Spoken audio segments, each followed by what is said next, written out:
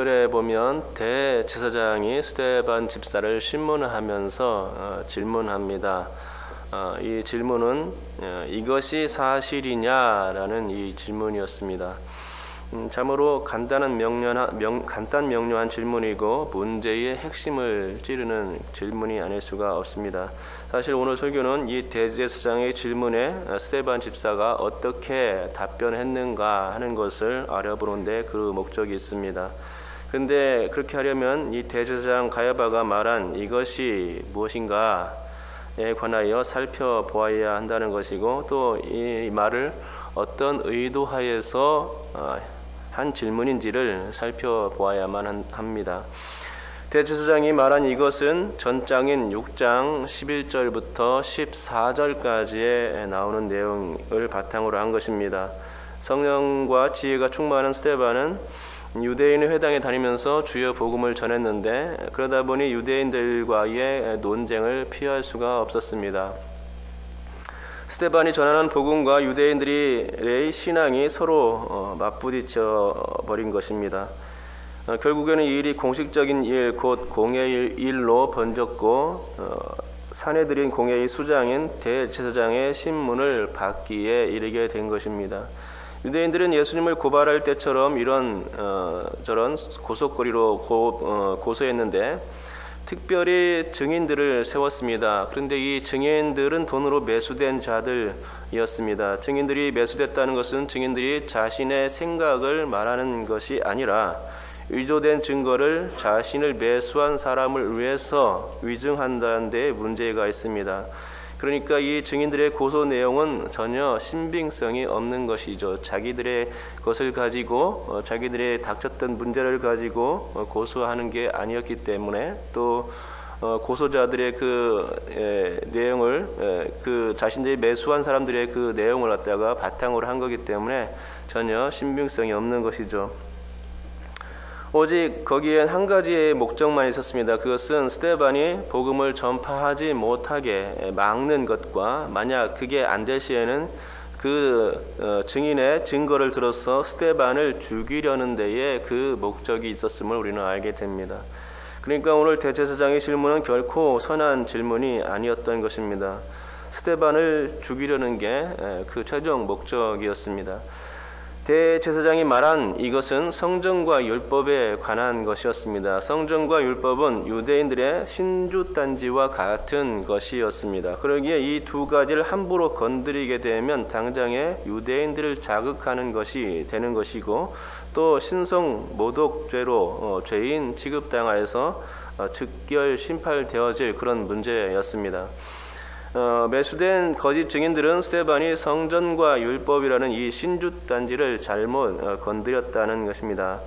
하나님과 모세를 거슬렀고 또 모독했다고 증인들이 증언했던 것입니다.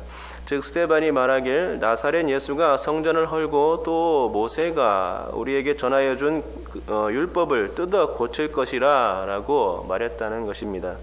증인들의 허위 증언에 의하여 스데반 집사는 하루아침에 하나님과 모세를 모독하는 사람이 되어 있었습니다. 하지만 스데반은 하나님을 모독하거나 모세를 거슬러서 말한 적이 없습니다. 다 매수된 증인들이 꾸며댄 증거 때문에 신문을 받게 된 것입니다. 그렇지만 대제사장은 스데반 편이 아니었고 유대인들 편이었기 때문에 거짓 증언자들의 증언을 그대로 고스란히 받아들이게 된 것이죠. 그리고 스데반을 신문하게 된 것입니다. 이것이 사실이냐라고 말했던 것입니다. 그러니까 스데반은 참으로 난감한 입장이 아닐 수가 없는 것입니다. 만약 스데반이 사실이라고 인정하게 되면 그는 신성 모독죄로 사형감이 되는 것입니다. 또한 만약 사실이 아니라고 하면 이것도 문제인데, 거짓말을 하는 위증죄인이라고 선고되어서 그에 상당한 처벌이 주어질 것이었습니다. 그러니 스데반은 난감한 입장이었고 사실이다 또는 아니다 라고 직접적으로 말할 수 없게 되는 그런 입장이었던 것입니다. 하지만 스데반이 어떤 사람입니까? 그는 성령 충만한 사람이자 또 지혜가 충만한 사람이었지 않습니까?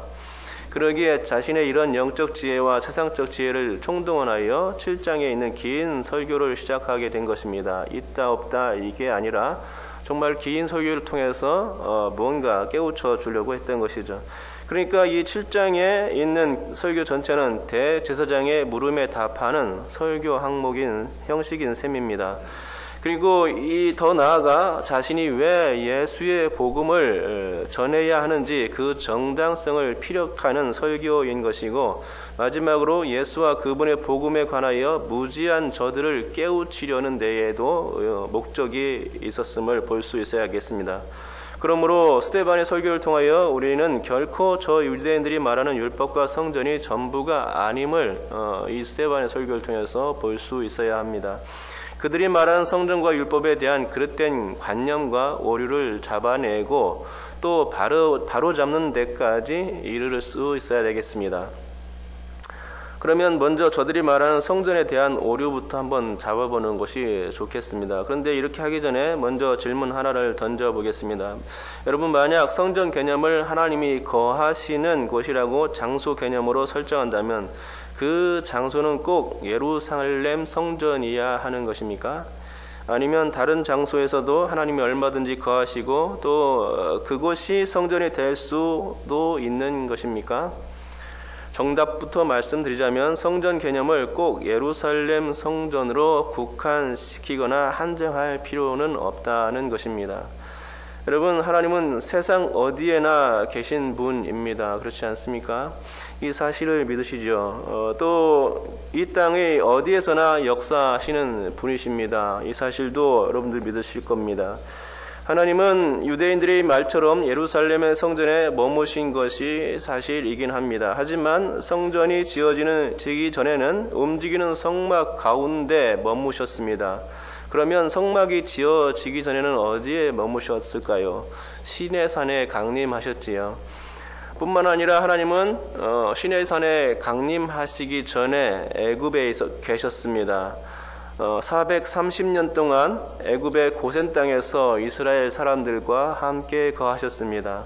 또한 하나님은 아브라함과 이삭과 야곱의 하나님이셨고 그들과 함께 하셨음을 우리는 알 수 있습니다. 하나님이 하란에 있을 때에 아브라함을 부르셨고 또 하란 이전에 아브라함이 갈대아 우르에 있을 때에도 하나님은 아브라함을 만나 주셨습니다. 본문에서 아브라함이 메소보다미아에 있을 때에 영광의 하나님이 그에게 보여라고 말씀하고 있는 바로 그 장소가 갈대아 우르죠. 메소보다미아가 이 갈대아 우르인데 하나님은 그곳에서도 계셨으며 그곳에서 아브라함을 부르셨던 것을 알 수 있습니다. 그렇습니다. 이렇게 장소로서 하나님의 그 성전 개념을 말하려고 한다면 아주 특정한 장소를 댈 수가 없을 만큼 장소가 많아진다는 것입니다. 하나님이 계신 장소가 너무나도 많은 것이죠. 그러므로 특별히 예루살렘 성전에만 하나님이 거하신다는 발상은 아주 틀린 것입니다. 초대교회 당시에는 하나님의 역사가 성전 안에서는 결코 일어난 적이 없었습니다. 모든 표적과 기사들은 다 성전 밖에서 일어났습니다. 성전 밖에서 일어났다는 것은 성전 밖에도 하나님이 계신다는 의미였죠. 그렇다면 굳이 거룩한 장소와 거룩하지 않은 장소를 따로 구분할 이유는 없었던 것입니다. 하나님이 역사하신다면 바로 그것이 거룩한 장소 개념으로 되는 것입니다.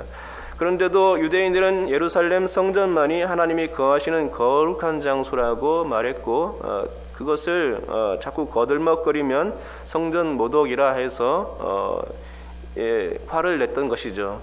하지만 그렇지 않습니다. 예루살렘 성전은 장소적으로나 건물적으로 보나 특별히 거룩한 개념을 부여할 이유는 없습니다. 하나님은 좁은 성막이나 그보다 조금 더 크다지만 역시나 작은 건물, 그 사람이 지은 성전 안에 갇혀서 사시는 분이 결코 아니시죠. 오히려 하나님은 하나님을 의지하고 믿고 신뢰하는 사람들과 함께 하십니다. 하나님이 거하시는 장소가 생명이 없는 건축물이 아니라 생명이 있는 살아있는 사람 가운데 함께 하신다는 것이죠.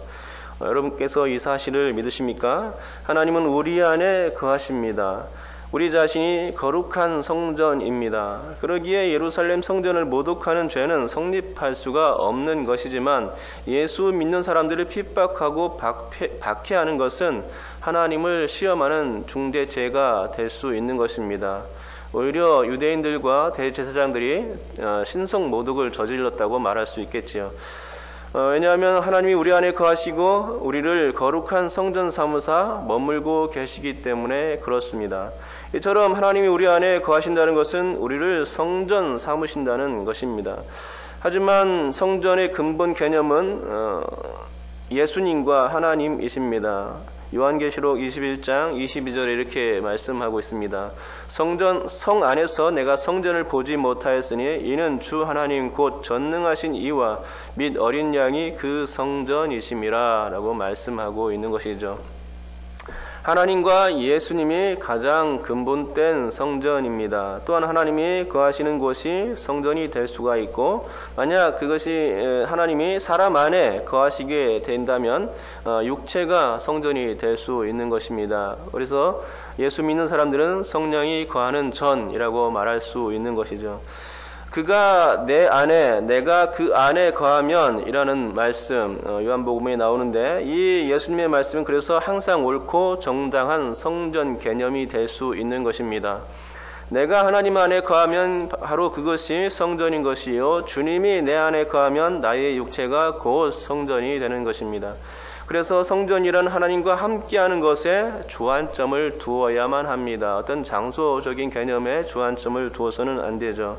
그래야만이 올바른 성전, 참된 성전이 될 수가 있는 것이고, 그래서 성도는 하나님을 붙드는 일이 중요하죠. 하나님을 붙들 때 성전 개념이 완성이 될 수가 있습니다. 하나님을 믿는 성도들이 성전이 되는 것은, 그래서 하나님을 찾고 하나님께 부르짖고 하나님을 구하는 상황 가운데, 하나님을 만나는 상황 가운데 성전을 온전히 이룰 수가 있는 것입니다. 그래서 그런 사람들을 성도라고 부르는 것이지요. 오늘 본문을 보면 그것을 확실히 알 수 있습니다. 오늘 본문에는 땅이라는 말이 많이 나오고 있죠.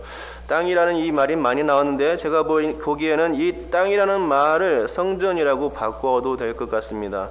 본문에는 땅이 7번이나 나오는데 왜 이렇게 많이 땅이라는 말이 나올까요?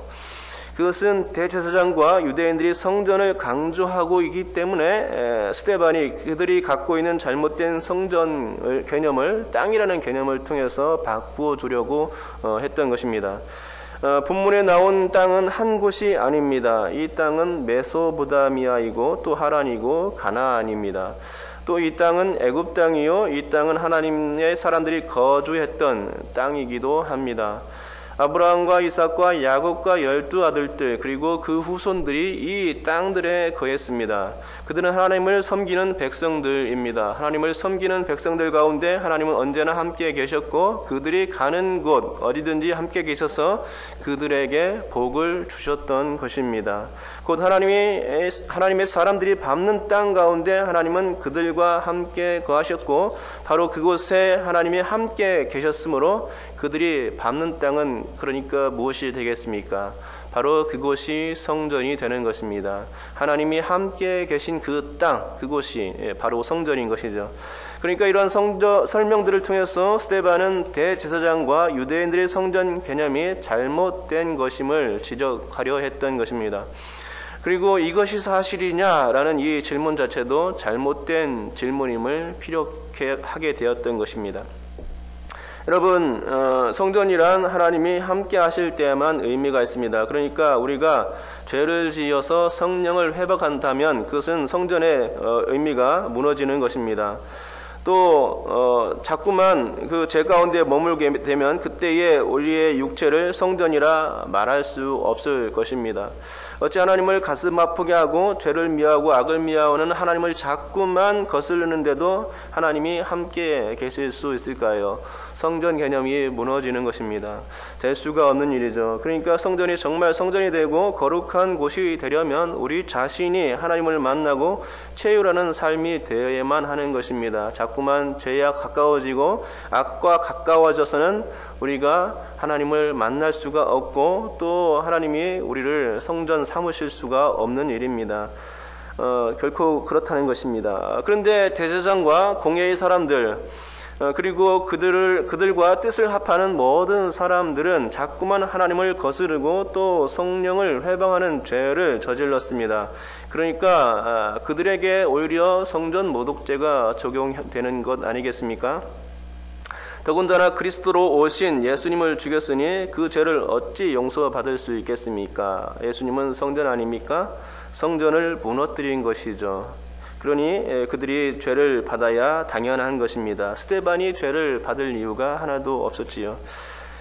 그들은 주장하기를 성전이 자신들에게 있다고 예루살렘 성전이 자신들의 성전이라고 주장하고 억지를 부렸지만 사실 하나님은 그들 편이 아니었기에 진정한 의미에서 그들은 성전을 가지지 못한 사람들이었던 것입니다.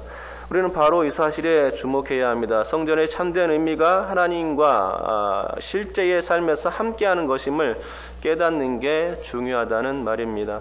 예루살렘 성전이나 사람이 만든 교회 건물이 성전이 아닌 것은 그래서 너무나도 확실한 것입니다. 하나님은 당신을 섬기는 사람들 안에 거하시고 그런 사람을 거룩하다 또 성전 개념으로 말씀해 주시는 것이죠. 오늘은 성전에 관해서만 살펴봤습니다. 다음 주에는 이제 같은 본문으로 율법 모독에 관해서 이제 살펴보려고 합니다. 그리고 오늘 우리가 성전을 통해서 배울 점은 한 가지입니다. 그것은 우리가 하나님이 거하시는 성전이 되기 위해서 우리의 삶을 거룩하게 가꾸자 하는 것입니다. 하나님이 없는 삶이 아니라 하나님이 우리와 함께 거하시는 동행의 삶을 살아가자는 것입니다. 그래서 참으로 거룩한 성전을 소유하는 하나님의 참된 백성이 되자는 것이지요. 믿음의 선진들이 다 그렇게 했고 특별히 요셉이 또 하나님과 동행하면서 형통한 복을 누릴 수 있었습니다. 또 에녹이 300년 동안 하나님과 동행했다가 승천하게 된 것 아닙니까? 동행하는 것은 하나님과 동행하는 것은 가장 큰 축복이죠. 그것이 성전입니다. 우리가 하나님과 동행하는 삶, 그것은 온전한 성전을 이루는 것이고 하나님이 우리를 형통하게 할 수 있고 복 주실 수 있는 그런 방법인 것입니다. 우리가 하나님을 욕되게 하거나 죄를 짓는다면 하나님은 우리를 결코 용서하실 수 없게 될 것입니다. 자꾸만 그런 삶에 머물게 되면은 하나님이 우리를 미워하실 수밖에 없겠지요. 그러나 우리가 더욱더 경건해지고 거룩한 삶을 살려고 하고 하나님을 만나는 삶을 추구할 때에 하나님은 우리와 함께 하시며 우리에게 우리 삶 가운데서 능력을 주시고 건강한 삶이 되게 하며 형통한 삶과 축복의 삶으로 엮어주실 줄 믿습니다. 주님께서 이런 삶이 될 수 있도록 우리를 다듬어 갈 수 있는 우리 자신 될 수 있기를 주님의 이름으로 축복합니다. 기도하겠습니다.